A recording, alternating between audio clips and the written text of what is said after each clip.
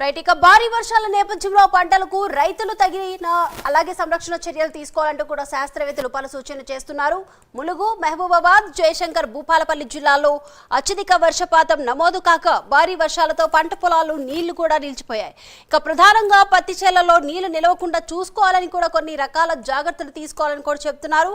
పత్తి, కంది లాంటి సెన్సిటివ్ పంటలు వర్షాలు భారీగా పడినప్పుడు దెబ్బతినే అవకాశం ఉంటుందని కూడా చెప్తున్నారు. ఇక వరికి సంబంధించి ప్రస్తుతం పడుతున్న వర్షాలు మేలు చేస్తాయంటున్న Warangal regional agriculture research centre శాస్త్రవేత్త డాక్టర్ వీరన్నతో మా correspondent Tirupati face to face. గత కొద్ది రోజులుగా ఉమ్మడి వరంగల్ జిల్లాలో విస్తారంగా వర్షాలు కురుస్తున్నాయి. ఇటు ములుగు, మహబూబాబాద్, భూపాలపల్లి ఏజెన్సీ ప్రాంతాలలో పంటలు నీటమైనటువంటి పరిస్థితి కనబడుతుంది. అసలు ఇప్పుడు పంటలు ఏ స్టేజ్లో ఉన్నాయి, ఈ పత్తికి, వరికి ఎటువంటి జాగ్రత్తలు తీసుకోవాలి, తీసుకున్నటువంటి ఆ ప్రయత్నం నాకు అందుబాటులో కాటన్ సైంటిస్ట్ వీరన్న ఆయనతో మాట్లాడదు. సార్, ఎట్లా ఉంది వర్షాల ప్రభావం కావచ్చు, ఈ పత్తి పంటలు కావచ్చు, మిగతా పంటలకు ఎటువంటి నష్టం ఉంటుందా, మేలు ఉంటుందా, ఏం చెప్తారు? ప్రస్తుతం కురుస్తున్న వర్షాలకు పత్తి పంటల్లో చూసినట్లయితే కొద్దిగా పెరుగుదల అనేది తగ్గుతుంది. అది ఎందుకు తగ్గుతుంది అంటే భూమి నుంచి వేర్ల ద్వారా పోషకాలను తీసుకోదు కాబట్టి కొద్దిగా పెరుగుదల తగ్గే అవకాశం ఉంది. అది కూడా నల్లరేగడి భూముల్లోనే ఎక్కువగా తేమ నిలుపుకునే భూములు కాబట్టి అటువంటి భూముల్లోనే ఈ సమస్య కొంతవరకు ఉంటుంది. ప్రధానంగా కాటన్ సంబంధించి ఎటువంటి జాగ్రత్తలు తీసుకోవాలి? వరదతో కావచ్చు, మొత్తం కూడా పత్తి మునిగిపోయినటువంటి ప్రాంతాలు వాళ్ళు ఎటువంటి జాగ్రత్తలు తీసుకోవాలి సార్? ఈ పత్తి ఎక్కడైతే నీళ్లు ఆగుతున్నాయో అక్కడ వెంటనే నీళ్లు బయటికి తీసే ప్రయత్నము రైతాంగం చేయాలి.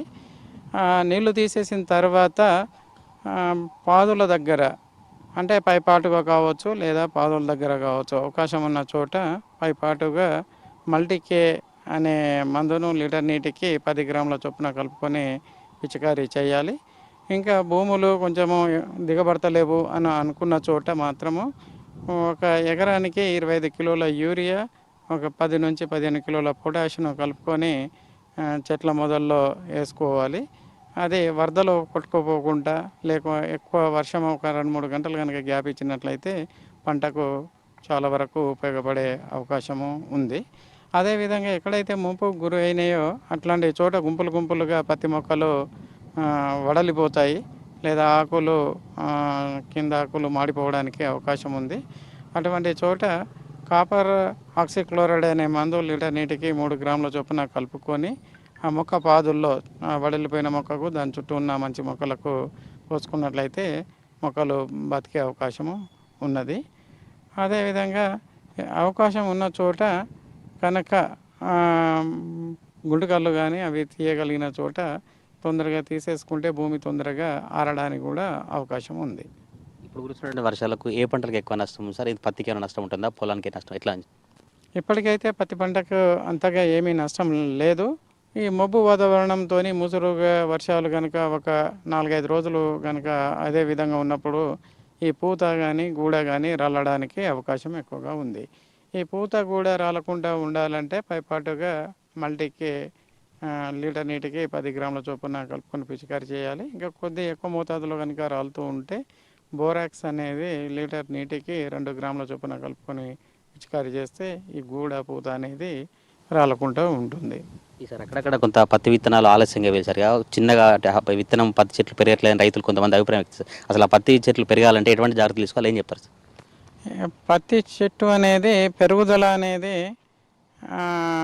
స్టార్టింగ్లో కొద్దిగా తక్కువగానే ఉంటుంది. ఒక 45 రోజుల తర్వాత మాత్రము పికప్ అవ్వడానికి అవకాశం ఉంది. ఇప్పుడు మంచి వర్షాలు పడ్డాయి, కొంతమంది ఎరువులు వేసుకుంటున్నారు. అటువంటి చోట ఏ ప్రాబ్లం ఉండదు. ఇప్పుడు పెరుగుదల కంటే ఎక్కువగా పూత కూడా ఆ చెట్టుకు ఉండడం అనేది ముఖ్యము. అది కాయగా మారి పత్తిగా వస్తుంది.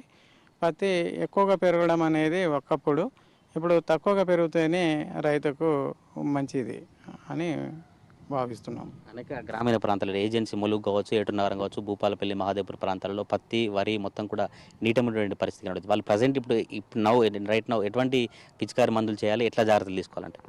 ఇప్పుడు ఏ పంటకైనా ముందుగా చేన్లలో నీళ్లు నిలవకుండా అయితే బయటికి పంపించాలి.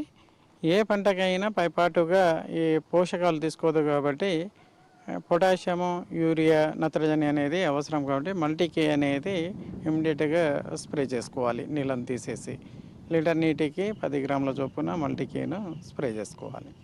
మీరు ఒక సైంటిస్ట్గా ఇటు పత్తి మొక్కజొన్న వరి కందికి సంబంధించినటువంటి రైతులకు ఏం విజ్ఞప్తి చేస్తారు? ఈ వర్షాలు కావచ్చు ఎట్లా వాళ్ళ సాగును కొనసాగించుకోవాలంటే? ఇప్పుడు ఏ పంటలోనైనా ఫస్ట్ నీటిని తీసేయాలి. కంది ఉన్న చోట మాత్రము కొద్దిగా ఎల్లోయింగ్ పసుపు కలర్లో మొక్క వచ్చే అవకాశం ఉంది. ఈ ఎల్లోయింగ్ అనేది ఇనుప ధాతు లోపం ఎక్కువగా వస్తుంది కందులలో. కాబట్టి అన్నబేదిని 1 లీటర్ నీటికి 1 నుంచి 2 గ్రాముల చొప్పున కలుపుకొని పిచికారీ చేసుకుంటే మొక్క పసుపుతనం అనేది పోయి మంచిగా మారడానికి అవకాశం ఉంది. ఏ పంటకైనా ఫస్ట్ నీళ్ళు తీసిన తర్వాత స్ప్రే చేయవలసింది మల్టీకే.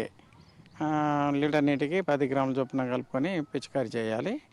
కొద్దిగా ఈ వర్షాలు తగ్గుముఖం పడిన తర్వాత అవకాశము ఉన్న చోట వెంటనే ఆలస్యం చేయకుండా అంతర్కృషి ఆరుతడి పంటల్లో మాత్రం అంతర్కృషి చేసుకోవాలి. ఈ మన వరిలో అయితే మడులలో మాత్రము నీళ్లు నిలవకుండా ఎప్పటికప్పుడు తీస్తూ ఉండాలి. అయితేనే పిలకగా ఎక్కువగా వచ్చే అవకాశం ఉంది. నీళ్లు కనుక అట్నే ఉంటే పిలకల సంఖ్య తగ్గే అవకాశం ఉంటుంది. ఇది వరంగల్ జిల్లాకు సంబంధించినటువంటి సైంటిస్ట్ వీరన్న అభిప్రాయం. అయితే పత్తి కావచ్చు వరికి సాగు సంబంధించి తప్పకుండా జాగ్రత్తలు తీసుకోవాలి. మల్టీ కేసు స్ప్రే చేయాలి. వరి నాడుమడిలో ఉన్నటువంటి నీటినంతా కూడా బయటికి పంపిస్తేనే వరి ఎదుగుదల పత్తి సంబంధించిన ఎదుగుదల ఉంటుందంటూ సైంటిస్ట్ వీరన్న చెప్తున్నటువంటి పరిస్థితులు కనబడతా ఉన్నాయి. కెమెరా పర్సన్ పవన్తో తిరుపతి ప్రైమ్ న్యూస్ వరంగల్ నుంచి.